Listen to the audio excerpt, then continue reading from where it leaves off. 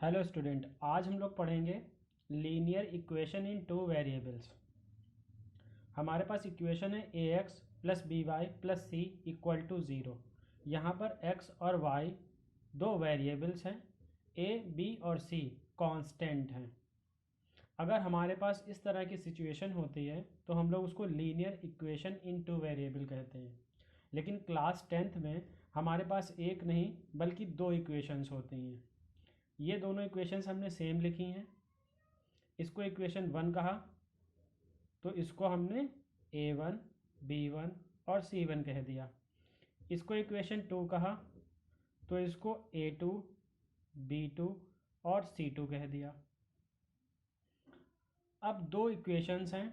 आप जानते हैं इस इक्वेशंस के लिए आप 9th में पढ़ चुके हैं कि एक लीनियर इक्वेशन से हम एक लाइन ड्रा कर सकते हैं। ऐसे ही दूसरी लीनियर इक्वेशन से भी आप एक लाइन ड्रा कर सकते हैं। हो सकता है वो लाइन आपकी दोनों स्ट्रेट लाइन हो, मतलब इक्वेशन 1 से लाइन ड्रा की वो भी स्ट्रेट है, इक्वेशन 2 से ड्रा की वो भी कैसी है, स्ट्रेट है।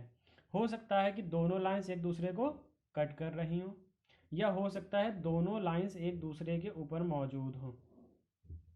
अगर दो लाइंस एक दूसरे के पैरेलल हैं तो इनको हम लोग कहते हैं पैरेलल लाइंस, या फिर हम लोग इनको बोल देते हैं समांतर रेखाएं।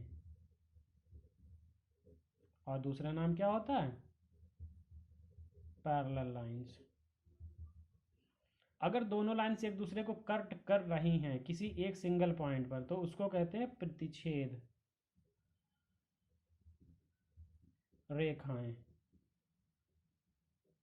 वही इंग्लिश में इसे कह देते हैं इंटरसेक्टिंग लाइन।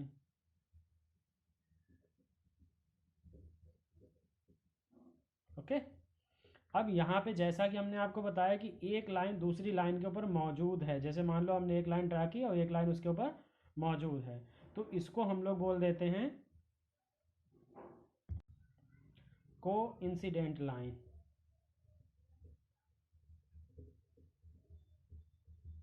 या एक दूसरा नाम क्या होता है इसका, समपाती और आश्रित रेखाएं। जब दोनों लाइन एक दूसरे के ऊपर मौजूद है तो उन्हें कहेंगे आश्रित या संपाती रेखाएं, या फिर कोइंसिडेंट लाइन। जब एक दूसरे के सामने दोनों लाइनें ड्रा होंगी तो उनको समांतर या पैरेलल कह देंगे। वही हमारे पास अगर दोनों एक दूसरे के किसी एक पॉइंट पर कट करेंगी तो उनको प्रतिच्छेद रेखाएं या फिर इंटरसेक्टिंग लाइन कहेंगे। आप देख सकते हैं कि यहाँ पे एक सिंगल पॉइंट बना है तो इनके पास एक यूनिक सोल्यूशन होता है, इसको हम लोग कहते हैं यूनिक सोल्यूशन, या फिर केवल एक हल। यहाँ पे दोनों लाइन एक दूसरे के समांतर हैं, मतलब एक दूसरे को कभी भी कट नहीं करेंगी, तब इनके पास हो जाता है कोई हल नहीं है, हल नहीं है। और यहाँ पर क्योंकि कोइंसिडेंट है, यहाँ पे एक दूसरे के पास इनफाइनाइट पॉइंट होंगे, इसलिए इसको कह देते हैं इनफाइनाइट और मैनी सॉल्यूशंस। हिंदी में कह देंगे अनंत हल हैं।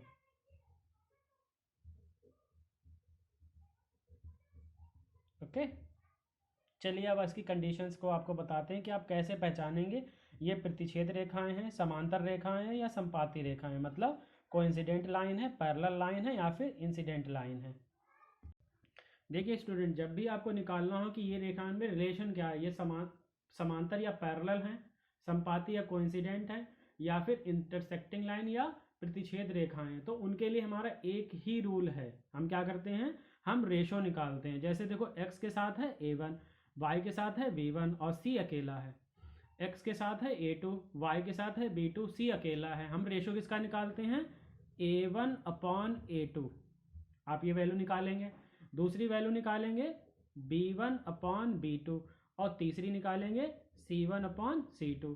यहाँ से देखो x का कॉफिशेंट a1, तो a1 upon a2, b1 upon b2, c1 upon c2।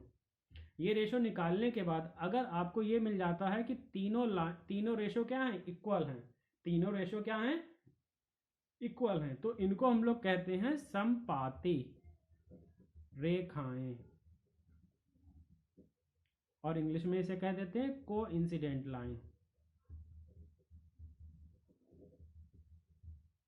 वहीं अगर आपको ये मिल जाता है, रेशो ये मिले कि A1/A2 equal to B1/B2 but not equal to C1/C2, इसका मतलब क्या है, दो रेशो तो इक्वल है लेकिन तीसरा वाला इक्वल नहीं है, तब इसमें हम लोग कह देते हैं कि रेखाएं कैसी हैं, समांतर रेखाएं हैं या फिर पैरेलल लाइंस। या तो कह देंगे लाइन पैरेलल है या फिर समांतर है, दोनों हो जाते हैं। तीसरा, अगर आपके पास ये आ जाए A1/A2 इक्वल टू B1/B2, मतलब अगर ये पहला ही आपको मिल जाता है कि ये दोनों ही इक्वल नहीं है, ये रेशो ही इक्वल नहीं है, तो हमें C1 C2 निकालने की ज़रूरत नहीं है। हम सीधे सीधे यहाँ कह देते हैं कि रेखाएं कैसी हैं, प्रतिच्छेद रेखाएं हैं, प्रतिच्छेद रेखाएं हैं। अब प्रतिच्छेद रेखाएं हैं तो इनके पास यूनिक सोल्यूशन है, समांतर रेखाएं हैं तो कोई हल नहीं है, समांतर रेखाएं हैं तो कोई हल नहीं। भाई संपाती या आश्रित रेखाएं हैं जिनको कोइंसिडेंट लाइंस कहते हैं, तो इनके पास इनफाइनाइट और मैनी सोल्यूशंस होते हैं। इस तरह के आपके क्वेश्चंस पूछे जाते हैं आपके एग्जाम में, ये इस तरह से दो इक्वेशंस दे दी जाएंगी और आपसे कहा जाएगा बताओ इनके पास कितने सोल्यूशंस हैं, तो आपको लगाकर दिखाना पड़ेगा वहाँ पे। हम आपको फॉर एग्जाम्पल कुछ बताते हैं। देखिए दोस्तों, हमने यहाँ पे दो लाइंस ली हैं। अब पूछ रहा है कि ये दोनों लाइन कैसी हैं, पैरेलल हैं, समांतर हैं, पैरेलल हैं, समांतर हैं, आश्रित हैं, कोइंसिडेंट हैं, संपाती हैं, या फिर हमारे पास क्या है, कोइंसिडेंट लाइन है। मतलब लाइंस के बीच में रिलेशन पूछा है। हम कुछ नहीं करेंगे, फर्स्ट हम रेशो निकालेंगे कि मतलब A1/A2 इक्वल टू A1 मतलब जो x के साथ है यानी 2 है, और B1 मतलब जो दूसरी वाली इक्वेशन में x के साथ है। लाइन ड्रा कर दी। अब B1/B2 दूसरा रेशो निकालिए। B1 मतलब जो y के साथ है फर्स्ट इक्वेशन में, और B2 मतलब जो सेकेंड इक्वेशन में y के साथ है मतलब 2। अब तीसरा C1/C2 हमने वैल्यू निकाली, ये कितना है इक्वेशन 1 में 5 और इक्वेशन 2 में कितना है 6 है। इस तरह से आप देख सकते हैं 2/5, 3/2 और 5/2। लेकिन A1/A2 की वैल्यू आई 2/5, B1/B2 की वैल्यू है 3/2।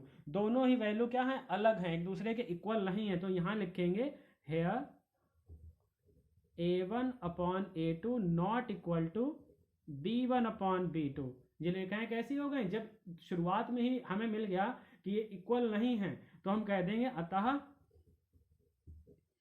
समीकरण 1 व 2 प्रतिच्छेद रेखाएं हैं, रेखाएं हैं। या इंग्लिश में कहना चाहें तो इंग्लिश में हम लोग कह देंगे कि equation and first and second are intersecting line. Intersecting line है तो इनके पास क्या है, यूनिक सोल्यूशन है। यूनिक सोल्यूशन निकालना हम आपको अपनी नई वीडियो में दिखाएंगे। दैट्स ऑल, आज के लिए इतना काफ़ी है।